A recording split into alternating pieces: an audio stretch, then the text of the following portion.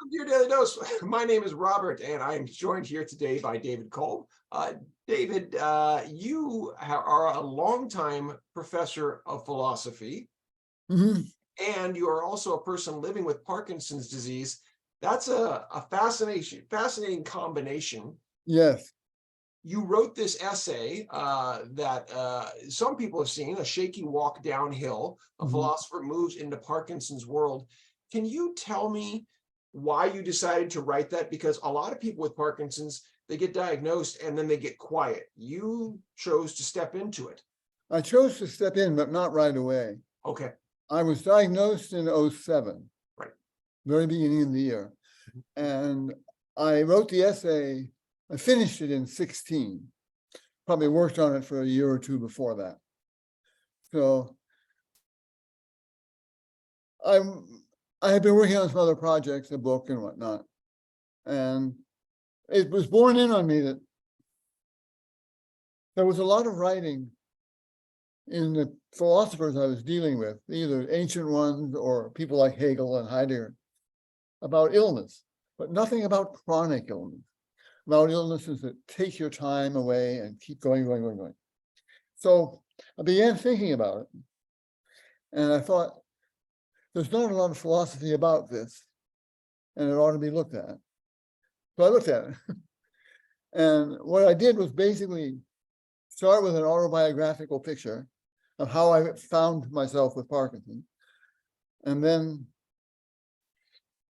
talked about what philosophy couldn't and couldn't do for me, mostly couldn't. And then picked some themes, mostly from Stoic and Epicurean, and some existential philosophy that zeroed in on things that could be said. And then I pushed the boundaries at the end, wondering how what I said fitted into things like dementia and dying. Let me go back to one of the first things you said, because I find this is very important within medicine, and it's a lot of where I'm pushing, because my major study is with Parkinson's, my dad having Parkinson's, and this is where, the communities I tend to serve in the work that I do. The acute versus chronic care, which you just talked about, right?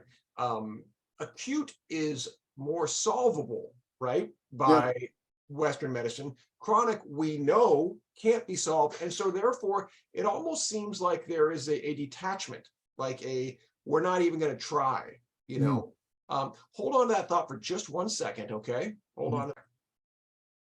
So about the difference between chronic and acute care, tell me what you wrote and maybe what your feeling is about it now.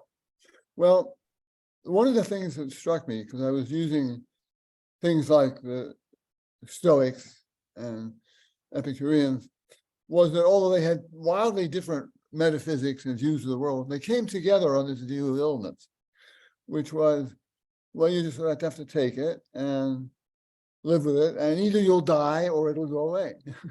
But chronic disease don't do that. The tendency to think of illness as an episode with a beginning and an end. There you go. That's the key. Something you can intervene with.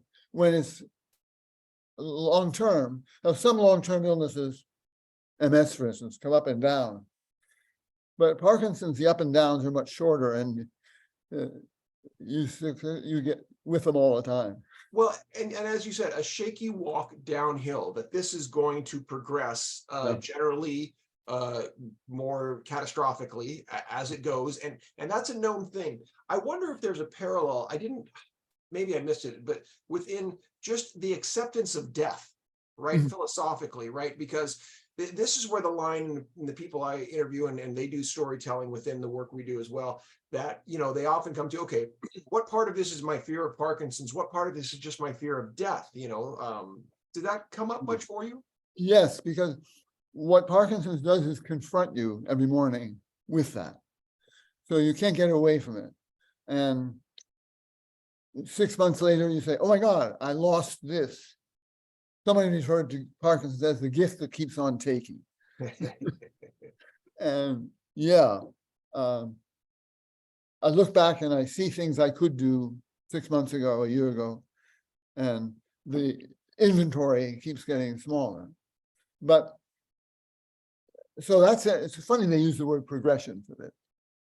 Right. Yeah, exactly. And so I wonder about that philosophy of looking backward versus, looking forward, because within all life there is loss, right? There is degradation. That's just a natural aging process. And so where do we come philosophically present? Maybe who do we point to say, you know, spend not too much time in the past and instead accept the gift of the day? Yeah. Well, Parkinson's, in a sense, it gives you a stronger sense of what you will eventually get a sense of anyway. The movement towards death and the movement towards decline. And Americans don't like to talk about decline, but it's real. And PD keeps altering and changing. You have to adjust the medications, you have to do this, you have to do that. So you're always confronted with it. And but this, what you're being confronted with is what everybody has to confront. Absolutely. And that's 5 minutes right now. I want to come back for another episode because where you're at right now, I think is something really central to a lot of work. And I'm really curious about your thoughts about denial in general for the human philosophy. This is the Daily Dose. We'll be back with David in just a moment. Thank you so much.